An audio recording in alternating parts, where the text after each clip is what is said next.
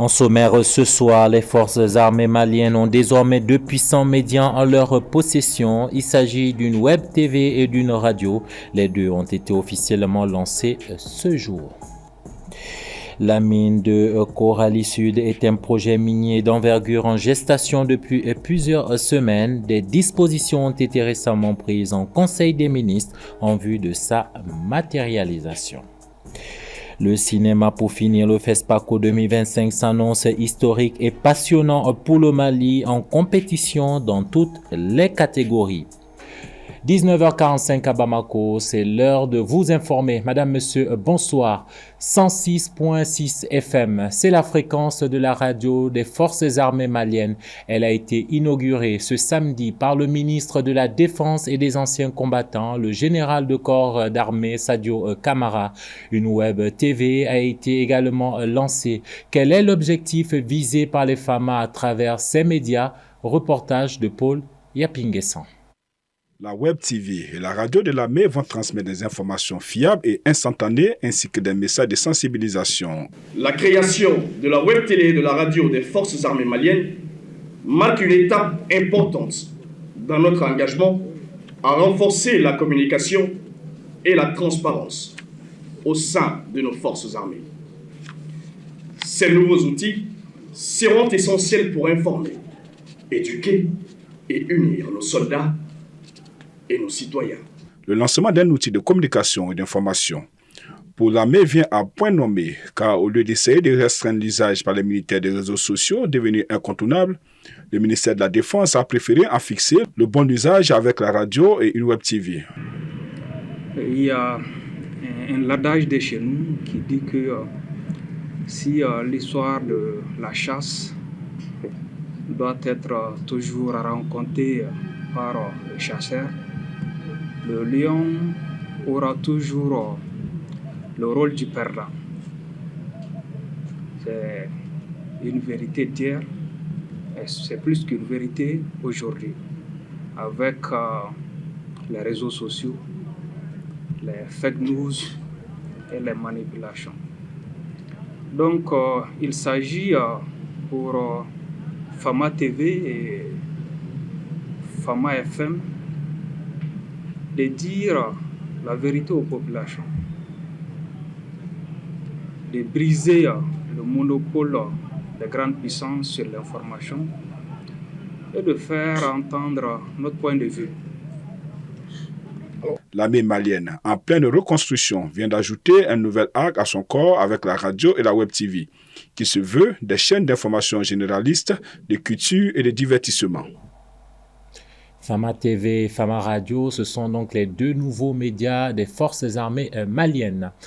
Des enseignants du secondaire général, technique, professionnel et normal ont bénéficié d'une formation axée sur l'approche par compétences.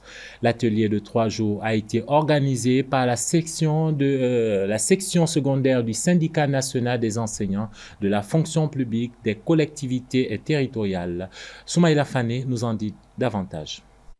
Pour renforcer les capacités des enseignants sur la maîtrise de l'approche par compétences, mais aussi permettre à ceux qui préparent les tests professionnels de mieux s'outiller, la section secondaire du syndicat national des enseignants de la fonction publique des collectivités territoriales, en partenariat avec l'inspection pédagogique régionale de Bamako, a initié ce samedi 18 janvier une formation sur l'approche par compétences.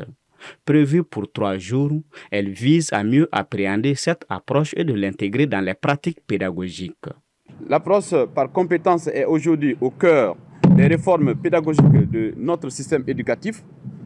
Elle repose sur un principe fondamental. L'enseignement ne doit pas être seulement visé à transmettre les connaissances, mais à permettre aux élèves de développer des compétences concrètes qu'ils pourront mobiliser dans des situations réelles. Il s'agit donc d'une approche centrée sur l'élève qui place l'apprentissage actif et la capacité à résoudre des problèmes au cœur du processus éducatif.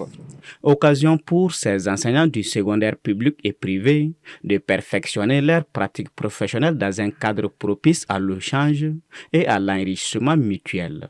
L'enseignant, c'est celui-là qui est là pour être formé.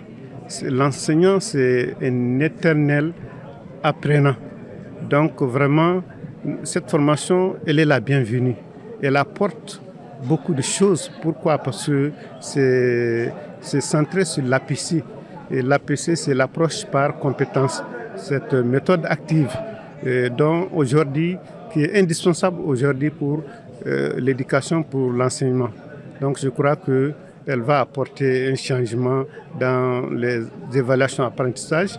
Elle va renforcer les capacités de nos enseignants. Au cours de cette formation, 3 modules seront mis en œuvre, à savoir les principes généraux de l'approche par compétences, les éléments de la fiche de séquence, mais aussi l'exécution d'une leçon modèle. En bref et en images, à Koulikoro, les conseils communaux de Dielakoroji et Safo ont été dissous hier 17 janvier en Conseil des ministres.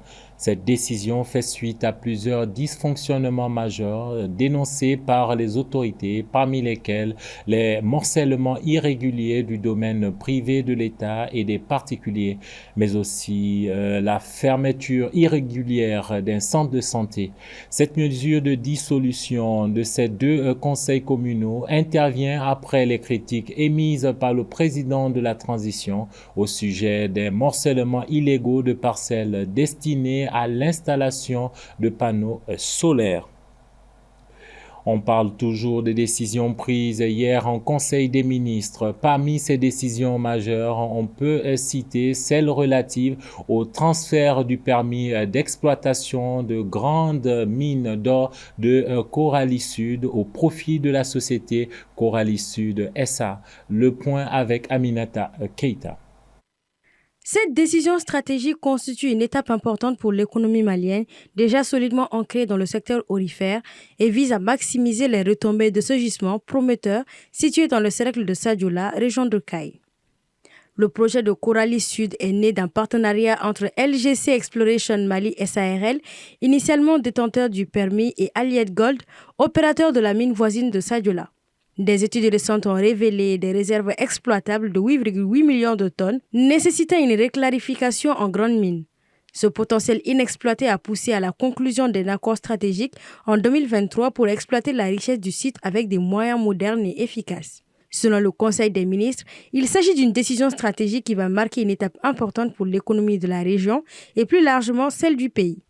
Les investissements prévus pour le développement de la mine s'élèvent à environ 500 millions de dollars et les spécialistes estiment les recettes fiscales de la mine entre 110 et 120 milliards de francs CFA annuels. En prenant cette décision, les autorités maliennes montrent leur volonté de transformer les ressources naturelles en un moteur durable de croissance et de développement dans un cadre inclusif et harmonieux pour les populations locales. L'ambition à travers ces initiatives est de faire en sorte que l'or brille pour les Maliens. À noter que le Mali est l'un des premiers producteurs d'or en Afrique. Depuis le dernier audit minier en 2024, les autorités de la transition cherchent à maximiser les retombées de ce secteur qui contribue à 1/4 du budget national et à 3/4 des recettes d'exportation. Pour le président de la transition, il faut que l'or brille pour les Maliens. En bref, au Sénégal voisin, John Dramani Mahama, le président ghanéen, a effectué le 17 janvier une visite de travail, marquant ainsi sa première sortie officielle depuis son investiture. Selon la présidence sénégalaise, les discussions ont porté sur le renforcement de la coopération économique et commerciale entre les 2 pays, principalement dans les hydrocarbures, la défense, la sécurité, l'éducation, la santé et le tourisme.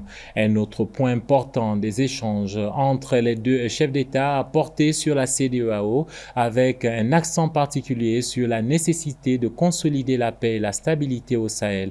Il s'agit de la première visite du président ghanéen depuis son investiture le 7 janvier dernier.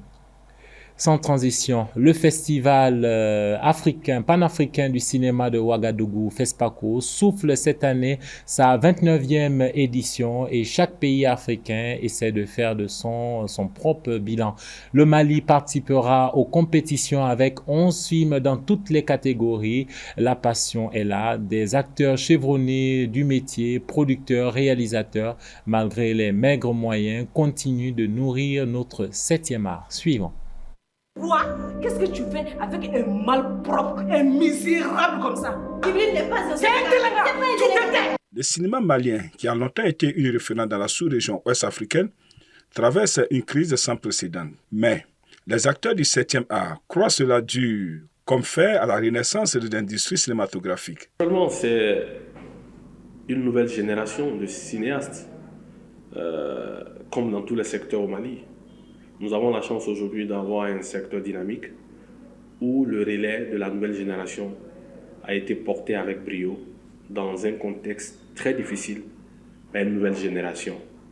Et je pense que le développement de cette nouvelle génération de cinéastes est le fruit un peu d'un environnement on ne peut plus productif à l'échelle internationale. Aujourd'hui, nous avons plus de facilité pour faire des films qu'auparavant avec les nouvelles technologies. Nous avons aujourd'hui un savoir-faire artistique qui s'est amélioré.